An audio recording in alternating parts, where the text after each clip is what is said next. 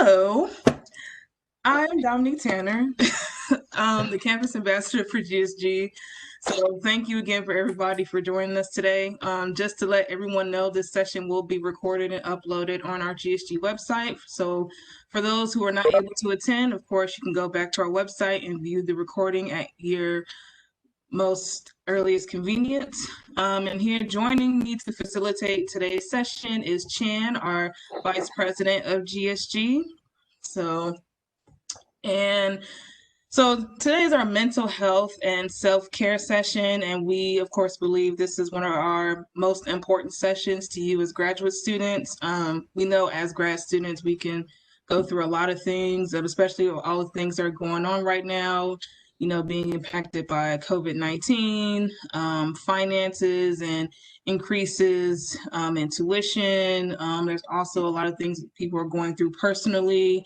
And so we also want to make sure that your mental health overall is, positive and healthy. And that's really what we're going to be focusing on during this session. So we're going to start off our section with Shane. He's one of the representatives from Counseling and Psychological Services at UC, also known as CAPS. And he's going to kick us off with a mindful, self-check-in meditation exercise. Yeah, thank you, Dominic. Yeah, so I'm Shane, as Dominic was saying, and I'm one of the staff psychologists at the Counseling Center and also interim associate director. And one thing that we do at the Counseling Center, which is incredibly important for our mental well-being and students' well-being, is taking time to pause. Most of us go into meetings and we have our agenda items and we're ready to go. And we see the clock ticking and we think, oh, we got to hurry up. We got a lot to do. And that is true.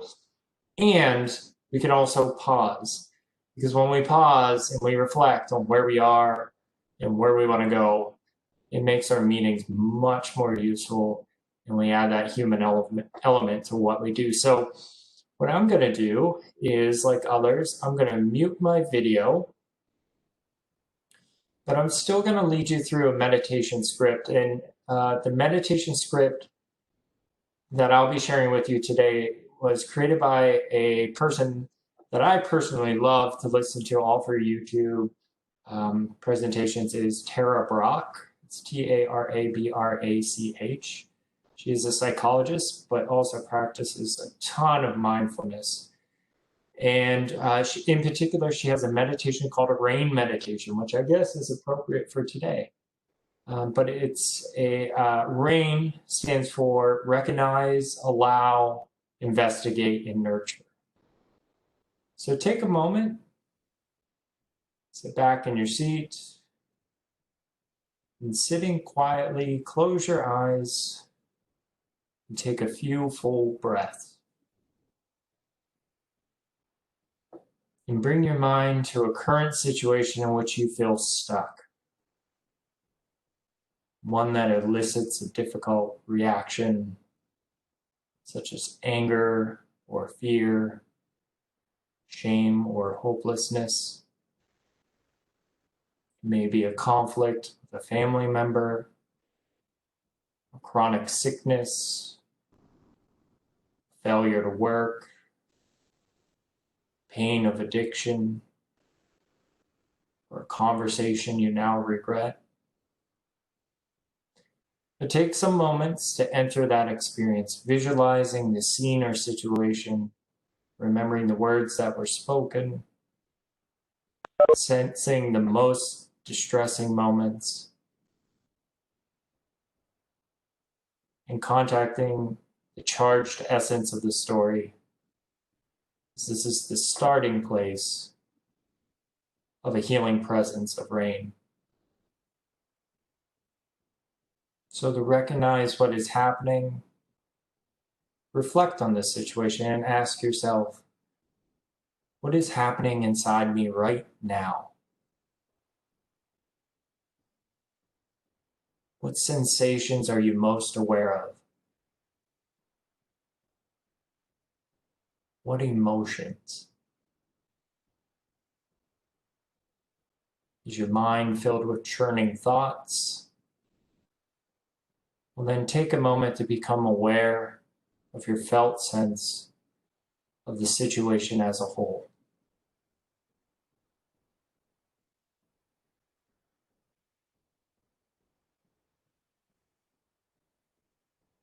And can you feel how the experience is living within your heart and your body, as well as your mind?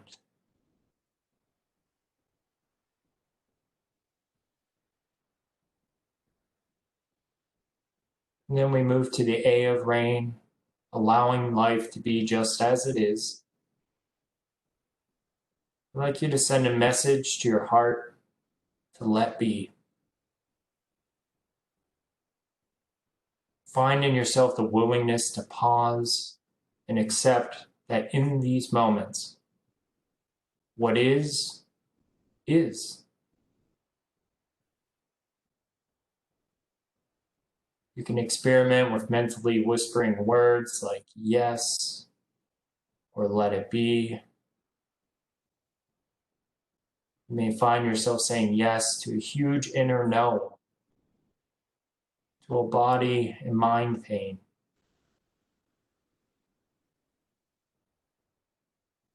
Pain that's fully contracted into resistance. You might be saying yes to the part of you that's saying, I hate this. That's a natural part of the process. And at this point in rain, you're simply noticing what is true and intending not to judge, not to push away or control anything you find. Allowing life to be just as it is.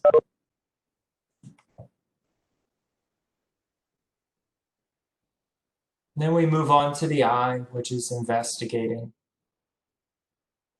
Beginning to explore what you are experiencing more closely, calling on your natural interest and curiosity about your inner life.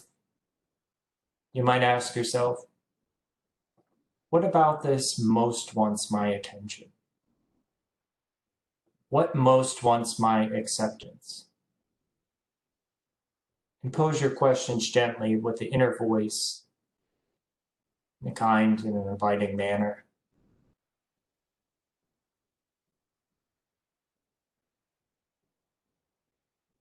And notice where you feel the experience most distinctly in your body.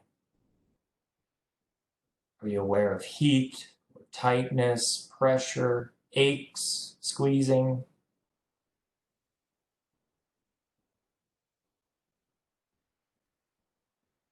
When you found the most intense part of your physical experience, bring it into your face. Letting your expression mirror and even exaggerate what you're feeling in your body.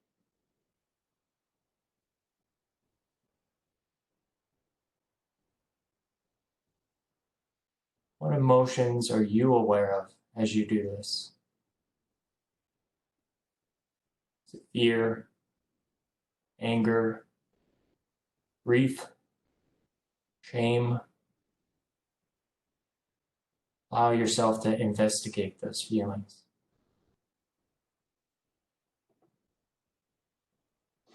As you continue to investigate, you might find that it's helpful to ask, what am I believing? If this leads to a lot of thinking, drop it. But you may find that the very distinct belief emerges almost as soon as you ask. Do you believe that you're failing in some way, that someone will reject you, that you will not only be, that you won't be able to handle whatever is around the corner, that you're flawed, that you'll never be happy? How does this belief live in your body? What are the sensations? Is it tightness, soreness, burning, hollowness? Allow yourself to investigate. And as before, send the message to yourself, yes, or let it be. Allowing yourself to feel the fullness or the intensity of this difficult experience. As you contact and allow what's happening, what do you notice? As you allow, do you notice there's a softening in your body and your heart? Do you sense more openness or space?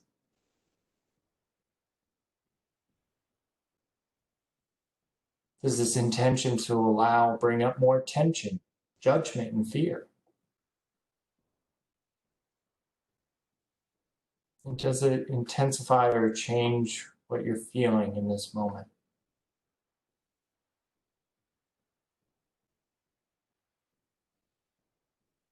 Now ask that place of most difficulty, what do you want from me?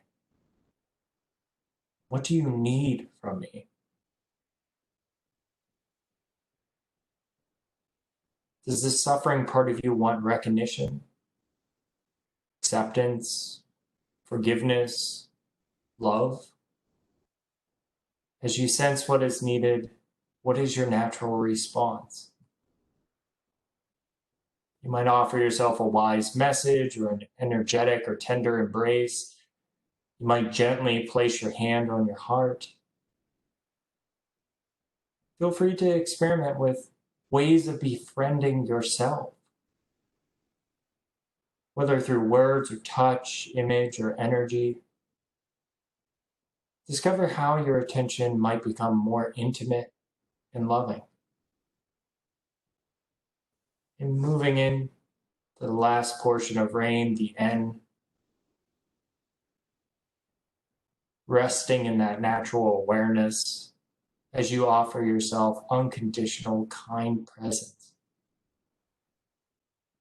The sense of possibility and relaxing back and being in that awareness.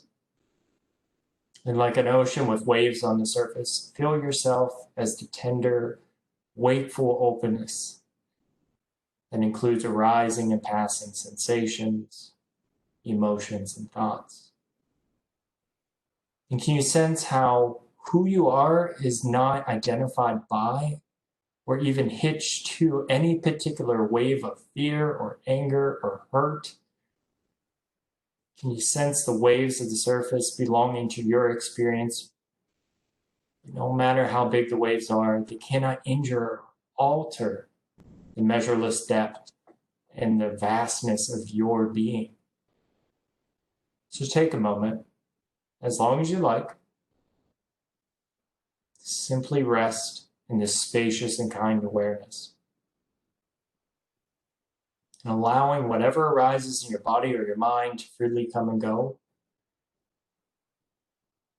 And knowing that the natural awareness of the innermost truth of what you are.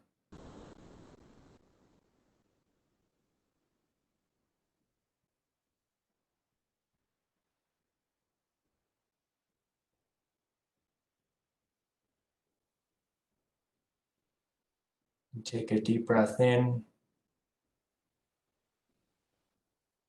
and out.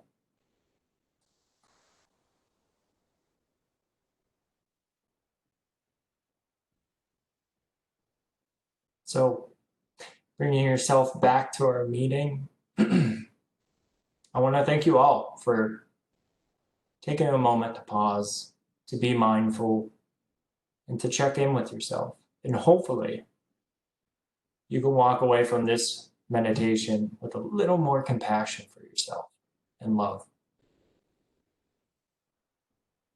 And with that, I'll turn it back to Dominique.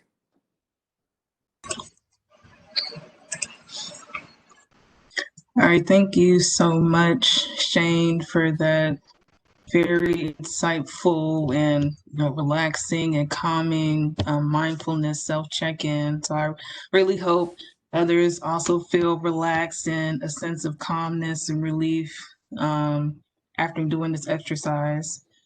And so with that, I want to move on to our next presenter, Dominique Brown, who will be representing the Women's Center on Wellness and Programming.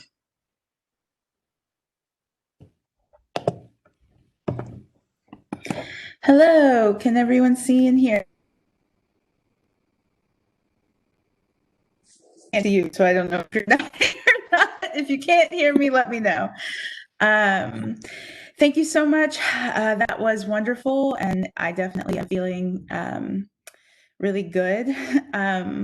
I am going to share a little bit with y'all about the Women's Center and who we are, and then I'll share why I'm in this mental health session in particular. And so I'm going to try to share my screen. Content to WebEx. Sometimes I'm on Zoom, sometimes I'm on WebEx, sometimes I'm on another platform. Okay.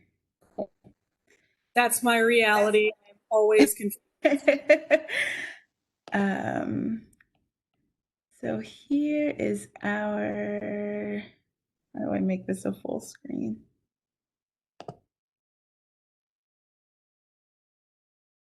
No, okay. I was like, I know how to do this normally. Okay. So the UC Women's Center is located in the Steger Student Life Center. Our business hours are Monday through Friday, 8 a.m. through 5 p.m. Although right now the Steger Student Life Center is open only 11 a.m. to 2 p.m. But we have virtual appointment offerings that folks can make with us if they just want to check in virtually, and in special circumstances, we will meet with you in the office if needed. So we are a small but mighty crew. I am the assistant director, and our amazing graduate assistant is Sydney Seymour. No, if you can see that or not, but the mission of the Women's Center is committed to personal and professional growth of women and gender minorities by facilitating action, promoting intersectional justice, and fostering connections for all students. I won't read all of that. I know that you can read through it, but that's who we are, and part of what we do and how we do that looks. Oh. We're trying to move to the next. It was like it doesn't like me anymore. Okay, so we have a number of programs. One of them is Women in Leadership and Learning, which is primarily a undergraduate program, but it's a leadership cohort program for students. We also have the main way we work with graduate students is through employment. So we have a GA-ship that's right now filled by Sydney. Next year, Sydney will be graduating, so we will need a new GA, and hopefully we'll have some more GA-ship opportunities opening up. We're still trying to see if we'll be able to do that. But we also have opportunities to connect with the Women's Center, and really, depending on your passions and interests, we would love to talk with you and hear more about like how your expertise potentially might connect. We also have numbers of events and workshops. One of the main ones is the Black Feminist Symposium. And this year I am searching for students to participate in the steering committee. And so if that's an area, if you have expertise in Black feminism or want to develop and grow, we would love to have you. I want to have about 50% of the steering committee to be students, so graduate students and undergraduate students.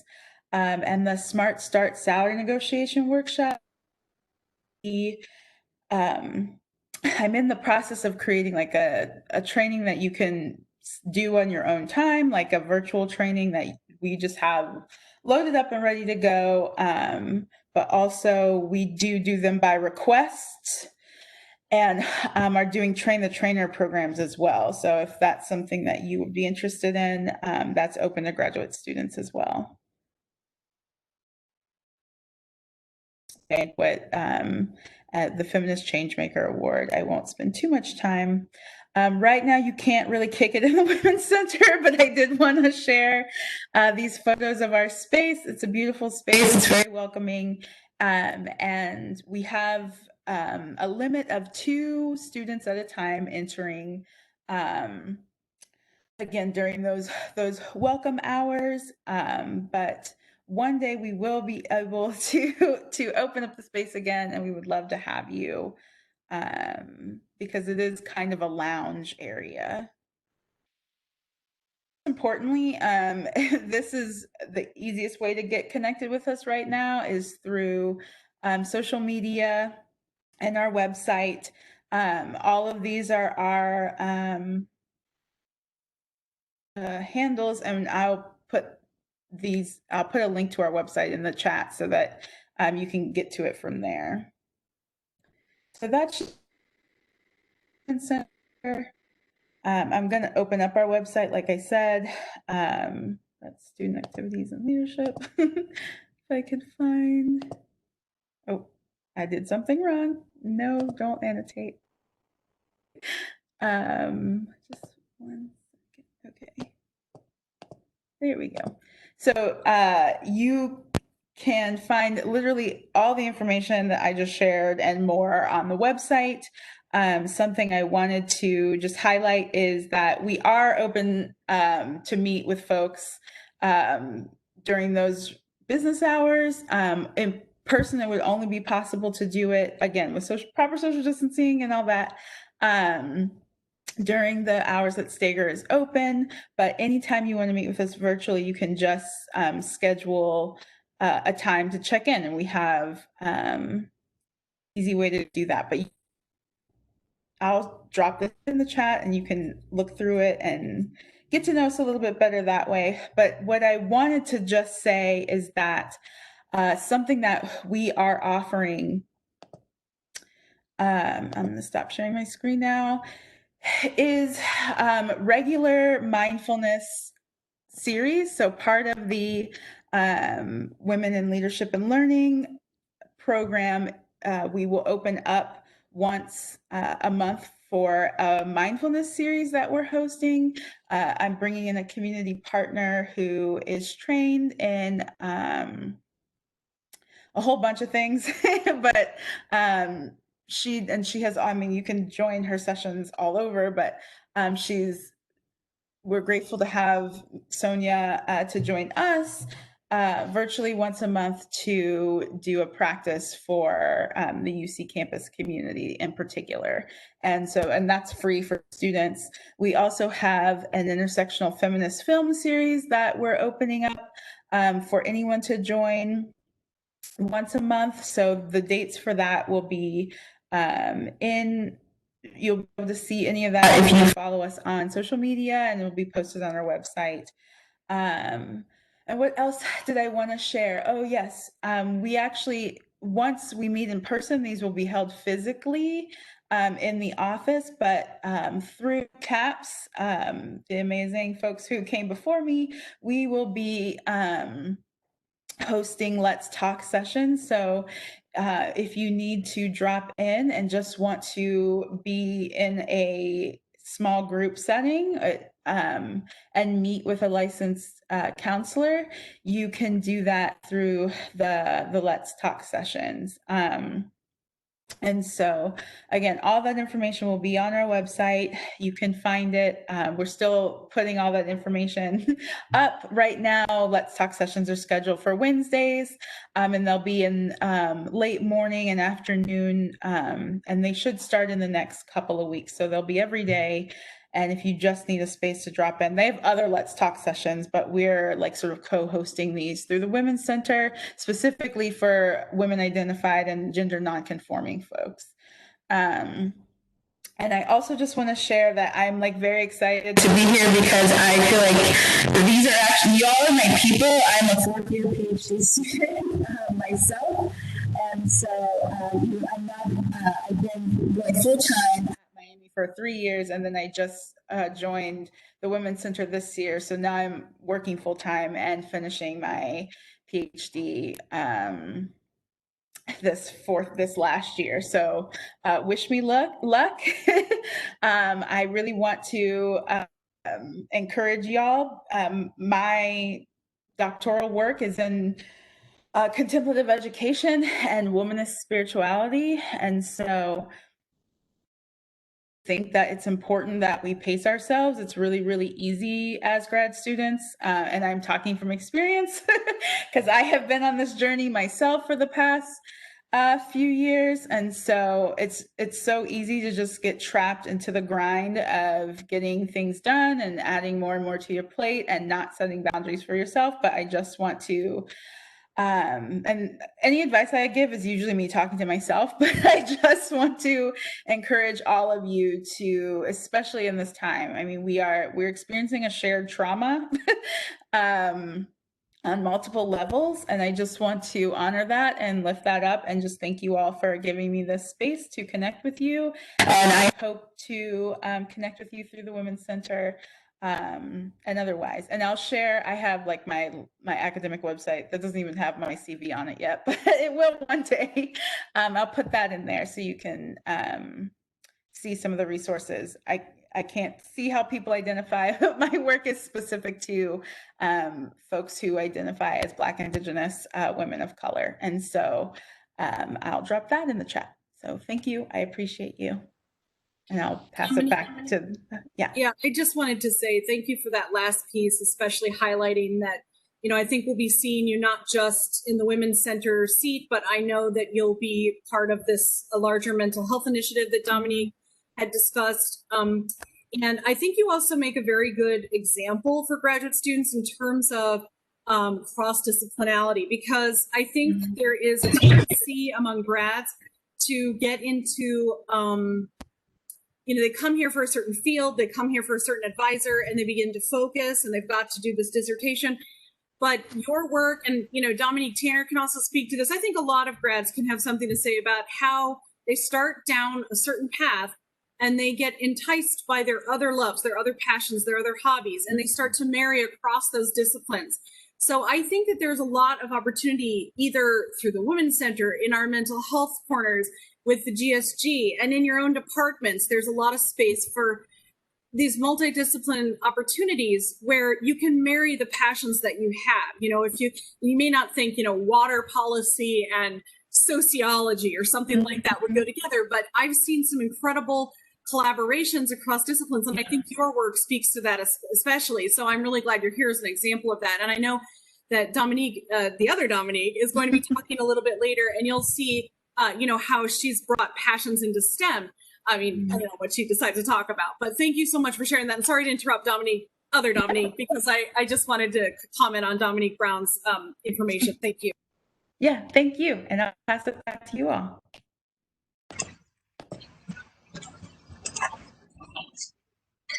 Thank you so much, Dominique, for your presentation. I've been in the Women's Center. I came in 2018, and so when I discovered there was the Women's Center, I was like, oh my gosh, this is like so great. And so I just love all the events that they really facilitate and collaborate on. So thank you for that. And thank you, Chan, for your comment. And I will be talking about my experiences as a doctoral student in biomedical engineering a little later in our session. And so now I want to introduce our next speaker, who is Lori, who is a representative of the Student Wellness Center.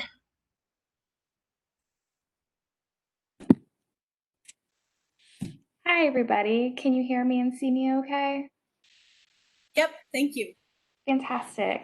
Well, thank you so much for having me today. And thank you so much, Dominique, for your words. And I echo and will echo many of the things that you already mentioned. And I'm so lucky to have you as a part of our team here and in the division and in this GA team. So thank you so much. I have some slides to share as well to help kind of explain the office that I work for. So if you give me a moment and some grace, I'm going to pull that up.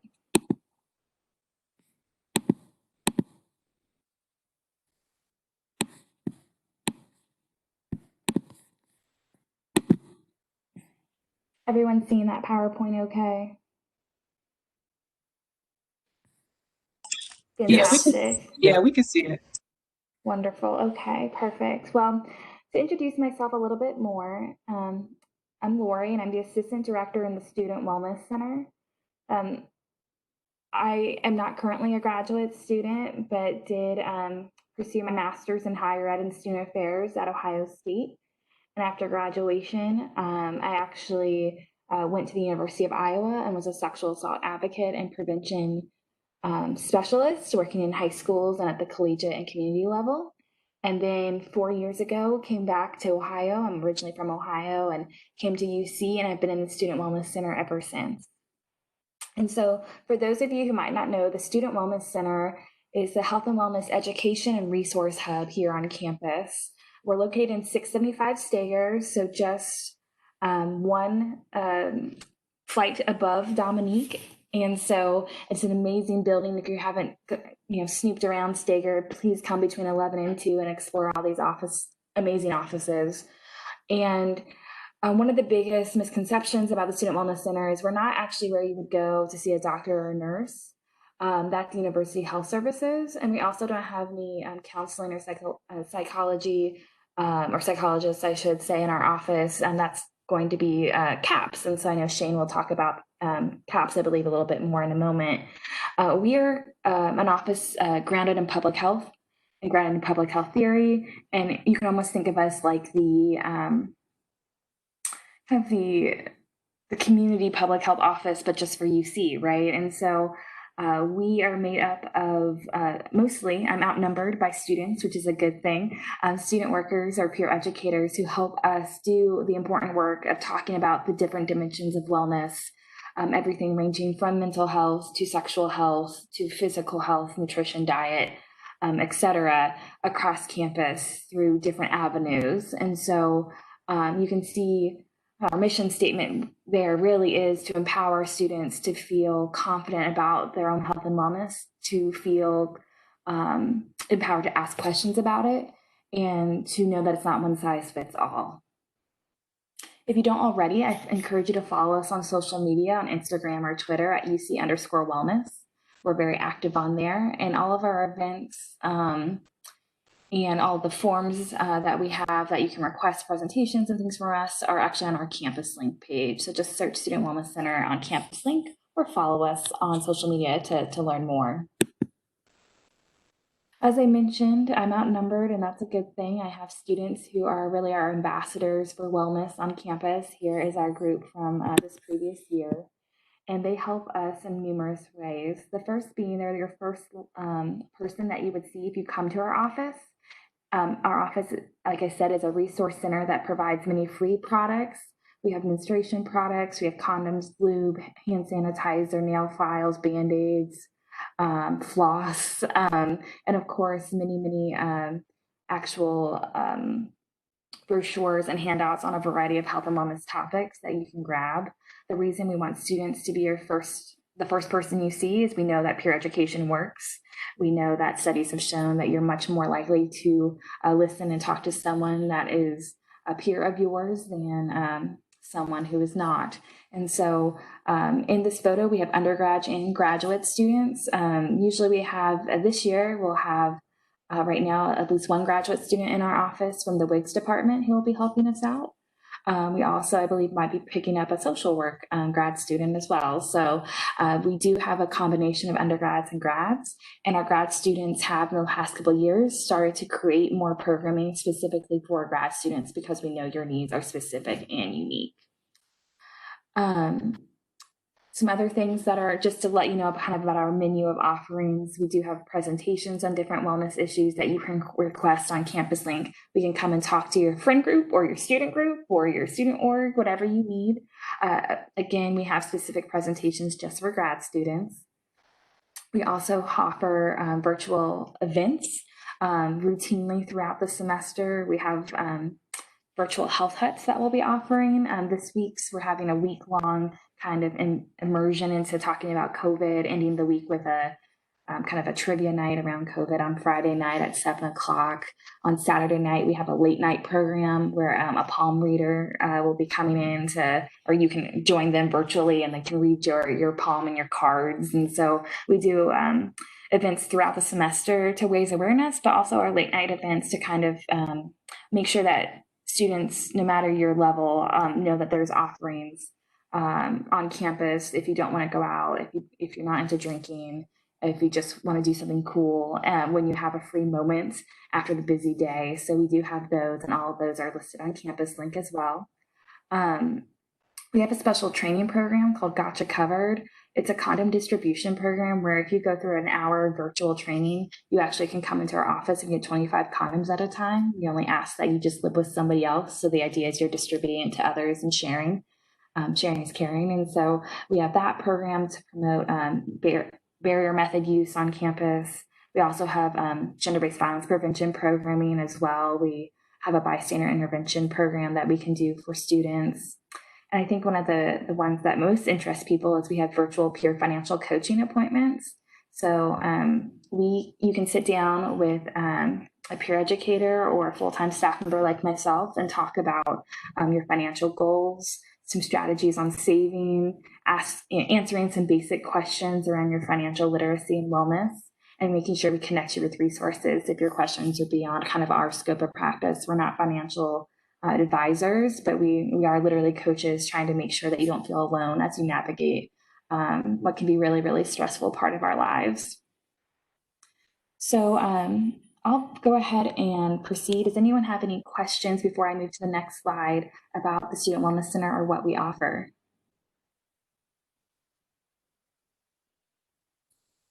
Great. Well, please don't hesitate to jump in if you do. And so to give you a little bit more of background on the way that we approach things at the Student Wellness Center, we see wellness as holistic. We see it as it's intersectional. We see all your dimensions of wellness. Here are some examples here. We have 8, but there could be many, many more. They impact each other and they influence each other. And we don't really believe in balance. We don't know if that can be perfect, that you feel solid and strong in every one of these areas, but we do believe in striving for improvement and striving for you to explore these dimensions and understand really how, your emotional wellness can definitely impact your financial wellness, or vice versa. Or your social wellness can definitely influence your intellectual wellness and your ability to concentrate in class or whatever it may be. So we really see wellness as not just your physical health, that can definitely be a part of it, but all of these dimensions working together. And one of the ways that we can try to lift up those areas of wellness, kind of keep them buoyant, keep them in a place that feels good for us, is self-care. I know that's been a word that has been thrown around a lot. It's almost been, I don't know, sometimes I think in some ways it's been has become kind of a capitalistic venture where people say self-care, costs a lot of money, but we want to let you know that that's not the case. And self-care for one person is not self-care for another person, but to really be mindful and start slowing down, kind of like Shane was saying about what do you need to fill up your cup. I know many of you, I'm sure, are taking care of others, friends, family. And so you really need to be mindful about what you need to do for you to fill up that cup, because especially during these times, we can go days without, I don't know, maybe even little things like days without showering or days without calling somebody and checking in. And so those things are really important. And we know that, practicing self-care, just like that analogy on an airplane, you got to put your mask on first. It's the same idea that you got to take care of yourself. And there's actually studies that are showing that it will help you manage the self-care practice. Consistent practice will help manage your general challenges, make you more aware about your own vulnerabilities, and again, striving for more of a balance. It might not ever be totally balanced, but more of a balance in your life. So there's many ways to practice self-care, many that don't revolve around buying something or getting the latest face mask or whatever it may be. Self-care can be some of these examples, but also things like just saying no, setting boundaries. I think like Dominique had already mentioned in her overview of the Women's Center, it can be very easy as a graduate student to just take on more and more and more, especially if you're getting pressure from your supervisors or your academic department or just, maybe your peers. It can be really hard to be in a cohort where you're seeing people do things differently than you or, execute things at a different pace or take on more things than you. And so whatever it means to you, or whatever self-care means to you, whatever works for you, that's wonderful. And I really encourage you not to compare your self-care practices to others. But yeah, here are some ideas that I did want to share. Of course, there's many, many more. I also want to mention the importance of not only self-care, of course, during this time of COVID, of course, during this time that you're in graduate school, but many of you, I'm sure, are, and especially in the last couple of months with the social unrest that's going on, the police brutality that's happening, many of you are probably feeling called to be an activist or feeling called to educate or feeling called to stay engaged and involved and on the pulse of what's going on in our world. And so being mindful that that is another dynamic that is added on to your plate right now for some of us. And so I love that quote from Audre Lorde about it's not self-indulgent to practice self-care, it's self-preservation, and that's an act of political warfare. So it's quite radical to take care of ourselves, because as we do that, we're able to go back out and do that important work in whatever manner or whatever context it is right for us or whatever we choose. So again, making sure that little things, there's, Maslow's hierarchy of needs, those things at the bottom of that triangle, making sure we're eating, making sure we're trying to sleep as much as we can, drinking that water. And then, although we might not be able to surround ourselves with the people that we really care about in physical sense all the time, especially if they're not kind of in our safety bubble or our COVID bubble that we might have, making sure that we're connecting with them at least virtually as much as we can.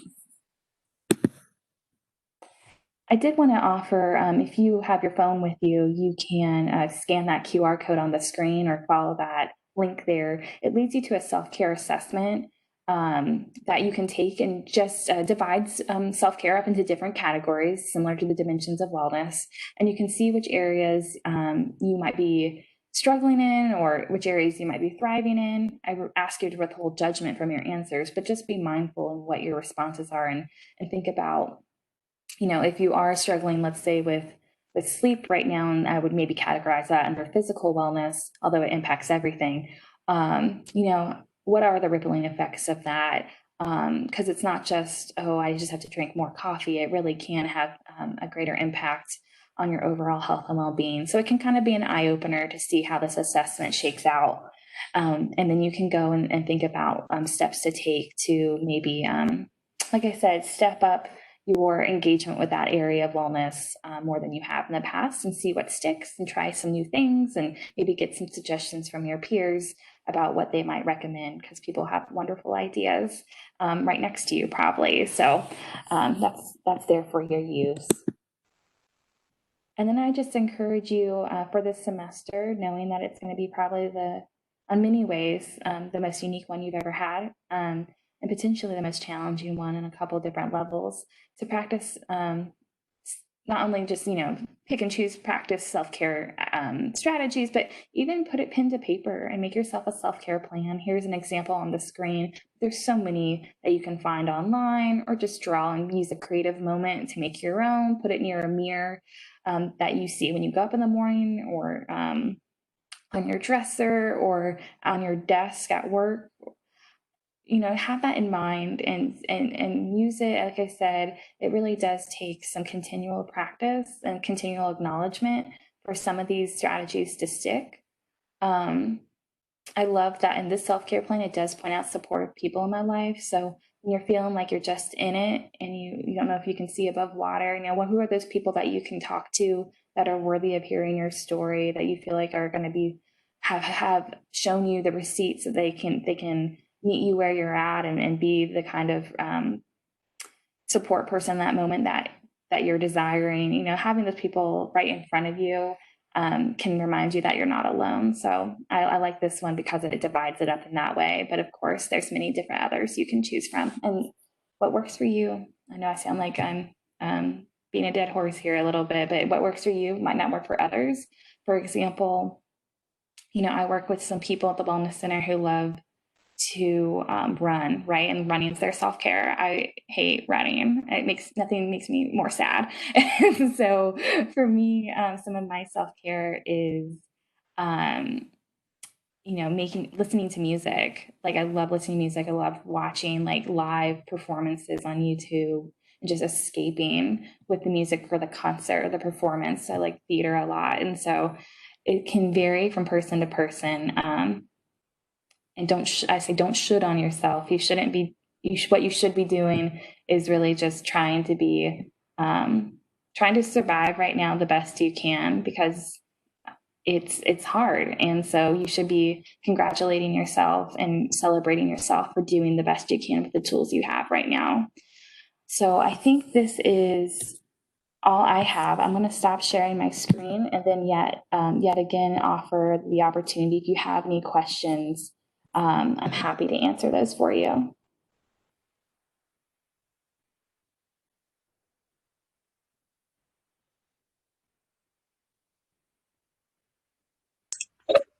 Okay. Well, if we don't have, I don't know what's happening with my camera. Can you all see me? Okay. No. Oh, yeah. Here we go. Okay, cool. Thank you so much, Lori, for that. A lot of great information we're getting from CAPS to the Women's Center to the Student Wellness Center. So definitely be sure to stay connected with them. Reach out to them if you have any further questions.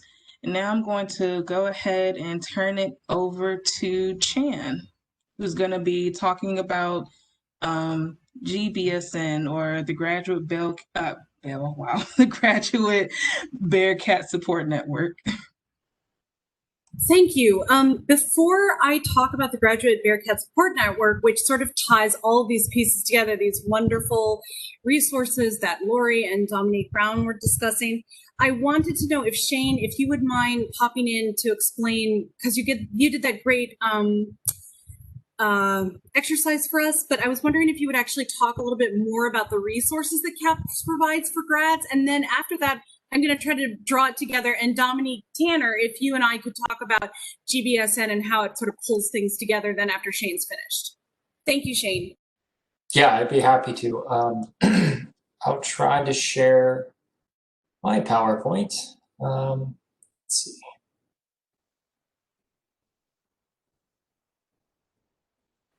Sorry, Dominique, I mixed up the agenda on you. My bad. Yeah. Oh, no, you're good. So yeah, I definitely appreciate the time to talk a bit about what CAPS offers. And before I go into that, I just want to say, if there's one thing you can take away from this, is that 98% of the services that CAPS offers are totally free and always expanding. CAPS, or the Counseling and Psychological Service, is the largest provider of mental health services on campus. We serve all students, and we largely help people cope with some of the common concerns that come up with transitioning to college and maintaining academic success in college.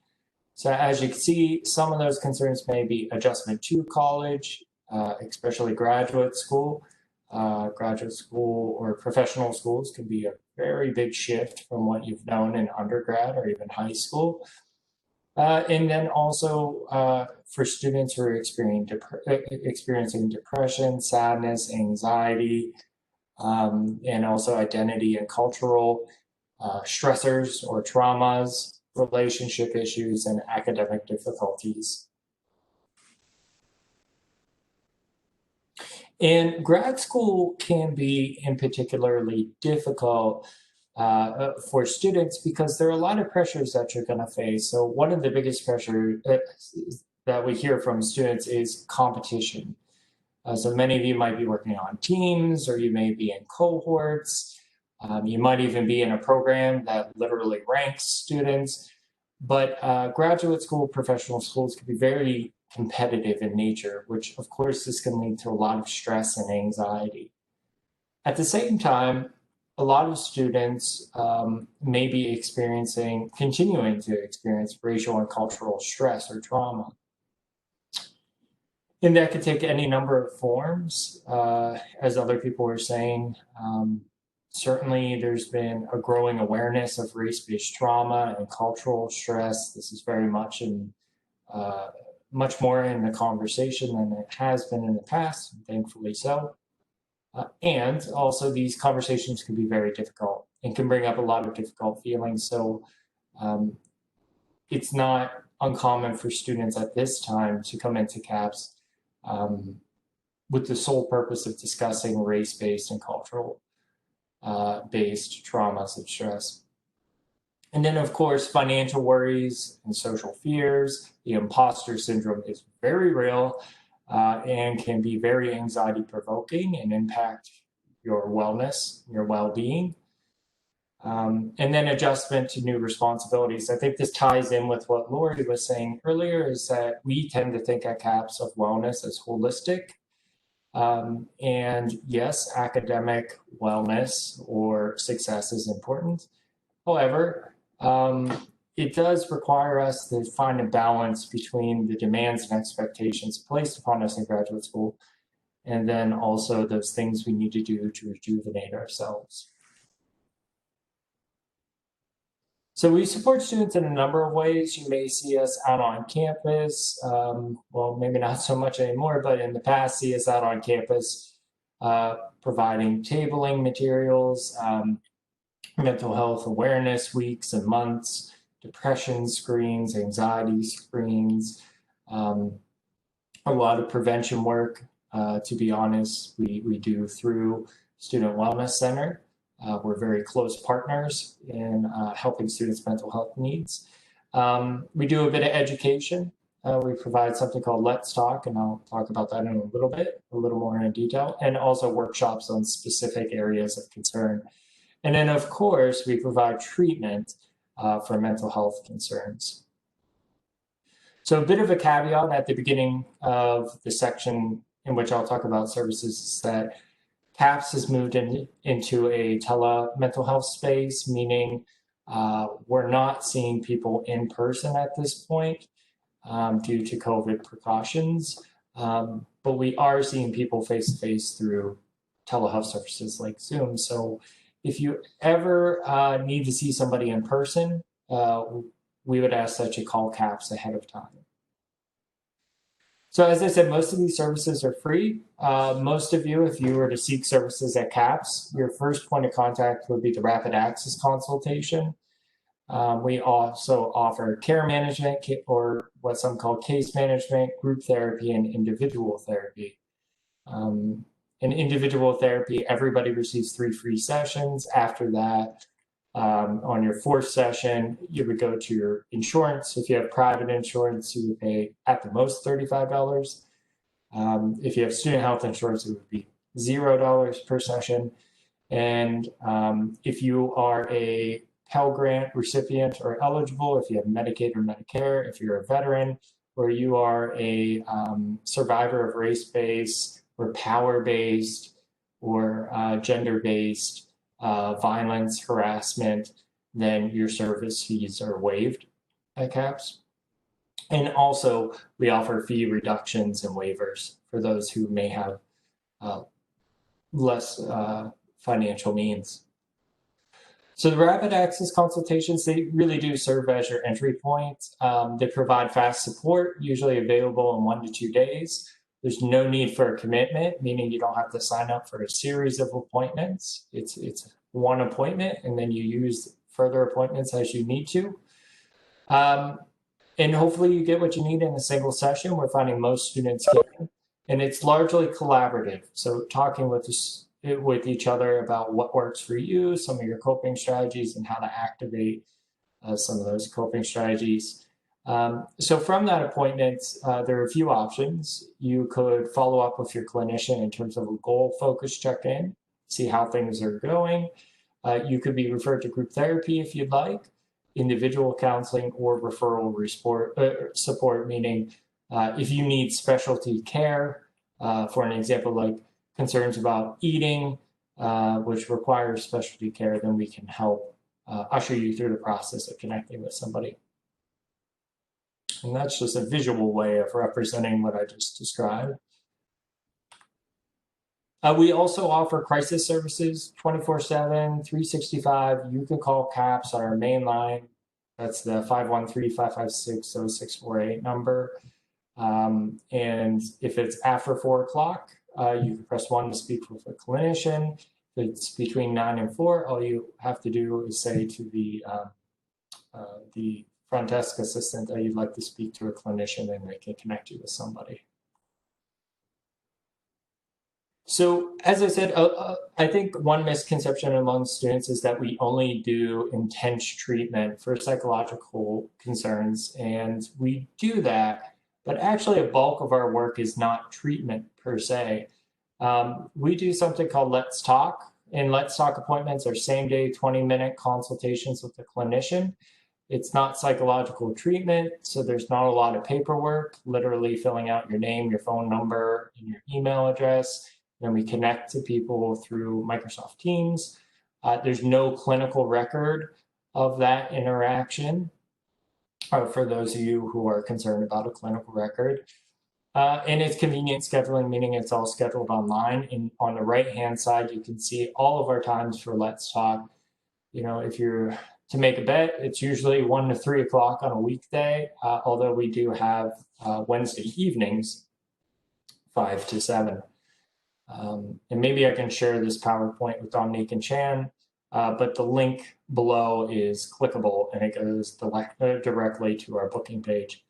There is the Bearcat Support Network, which is a weekly meeting of peers who have been trained by CAPS. And the idea is to create safe spaces for students to talk about their mental health concerns. Once again, it's not treatment, but more peer support. And then also there are Kickback Fridays, which are alternatives to partying and such on the weekends.